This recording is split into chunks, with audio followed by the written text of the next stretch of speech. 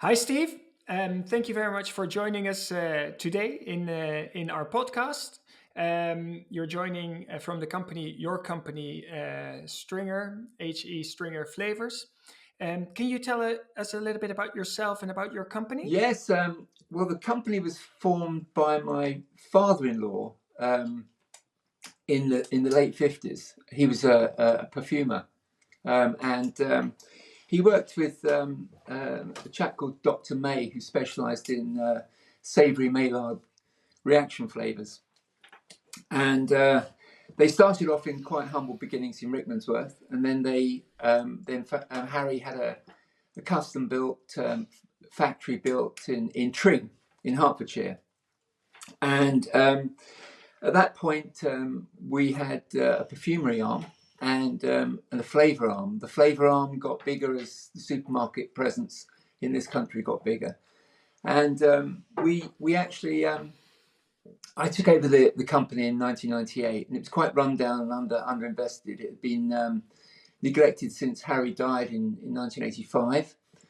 And so there was lots to do. And since then, we've been building and reforming the company, the way it works. I had to take some quite drastic decisions during my sort of early years at the factory. But one of the first things we did was to get organic products going.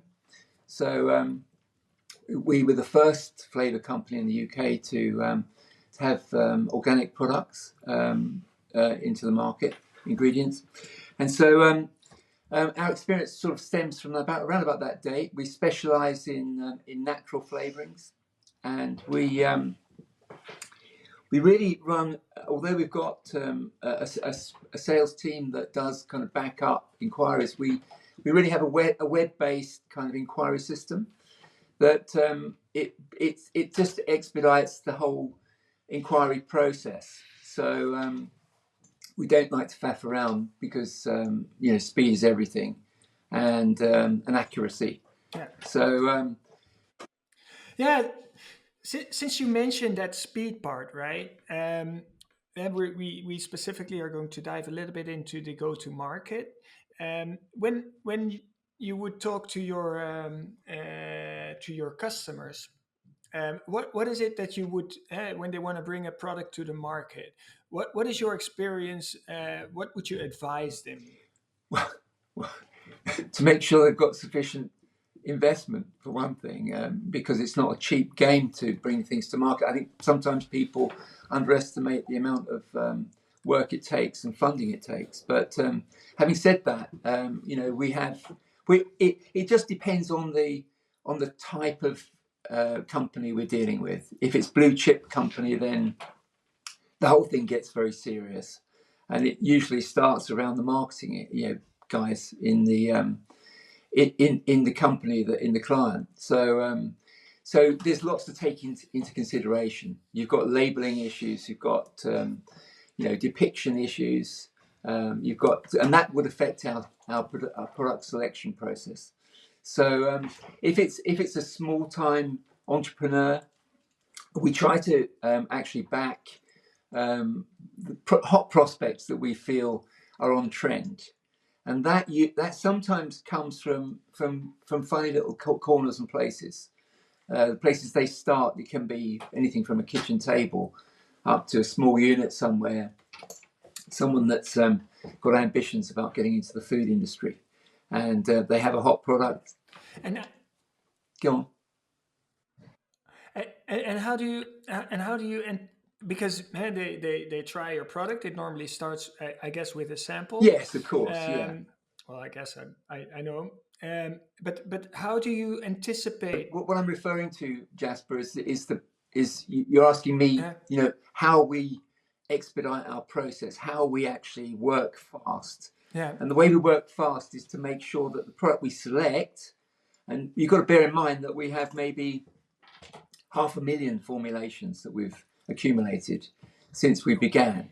Maybe 250,000 of each side of the business, sweet and savoury flavours. So it's a labyrinth in a sense. I mean, we've got go-to products that are quick pick, but sometimes Well, the strange thing is, you find that you're always asked for a new product, and also, so that affects. I mean, if we have what we feel is an on-trend idea, we'll just make it. We'll just formulate it. We'll create it, because that's something that's missing from our palette, and we want to have a complete palette. So, Yeah. so the thing is that if it's for a small time company, we'll get as near to as they want as a perfect fit.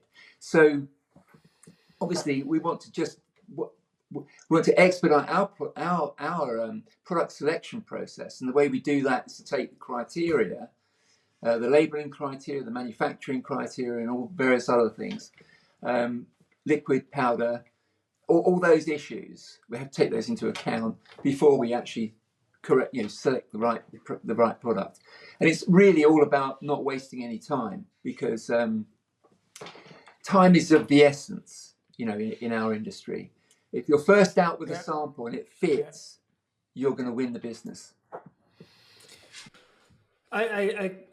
We see exactly the same thing on the One to Taste platform, where we actually see, once you are the first on the table, you're the first that the people start developing with, and you're the most likely candidate to win the brief, right? But do you have a certain strategy, because timelines are short, you're mentioning, right? But probably you have around 2,000 different stock keeping units as raw materials, right?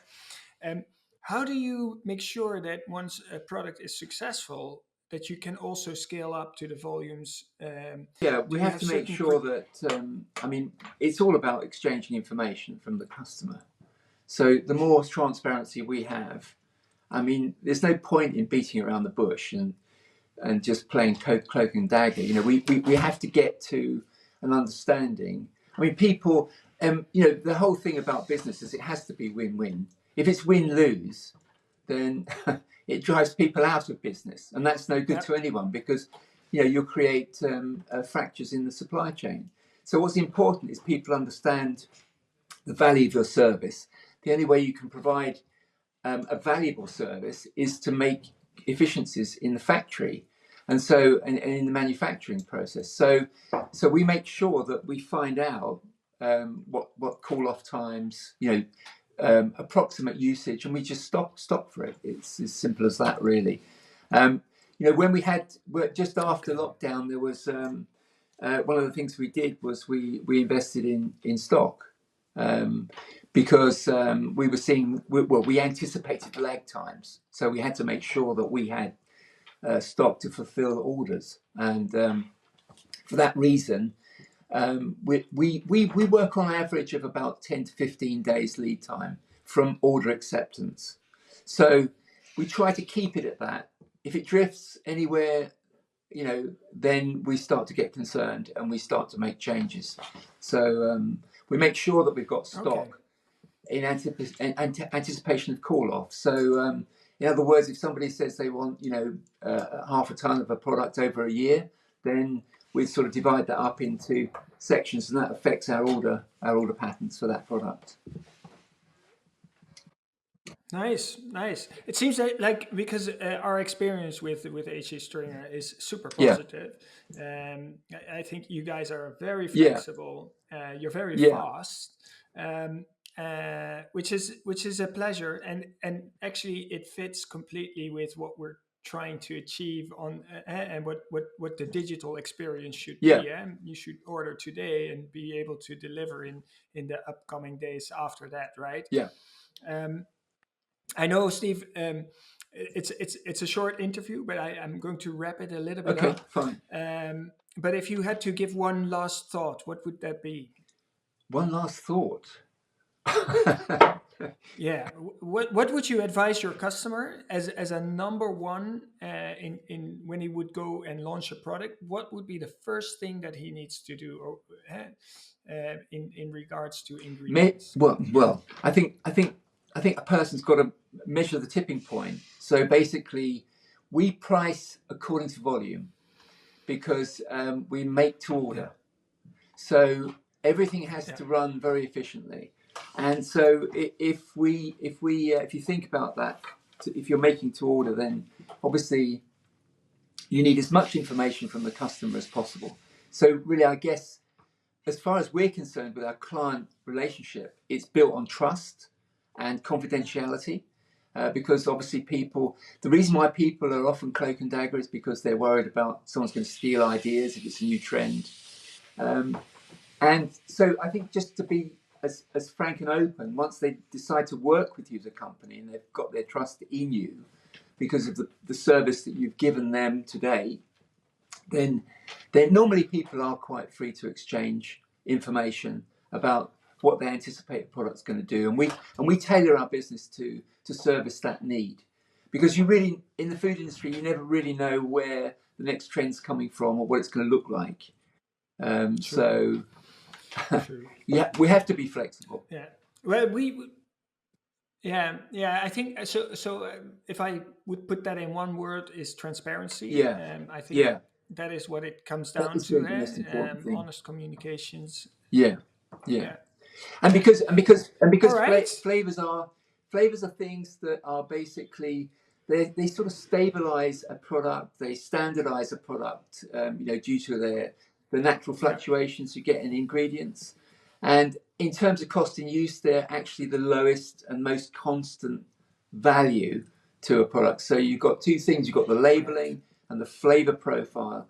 That creates the character of a product. That's why people buy a specific product, the brand loyalty, the flavor profile, and that means they're going to buy twice, which is what everyone wants. Yeah, the first order is nice. The second is more important, right? Yeah. Well, Steve, sorry to. I think we could go on for another hour. Easily. I'm I'm I'm really fascinated, and I'm going to repeat myself. I think it's really great how you are showing your flexibility and your speed in supply, and I truly compliment you as a company in that. We'll be surely working lots together, and we are already. So I look forward to that, and I want to thank you. Yeah, just one last thing. Everyone can do large. Yes. Everyone can do high volume, but it's do small well is the issue. If you do small well, you can do anything, and we do small well. I completely agree with you.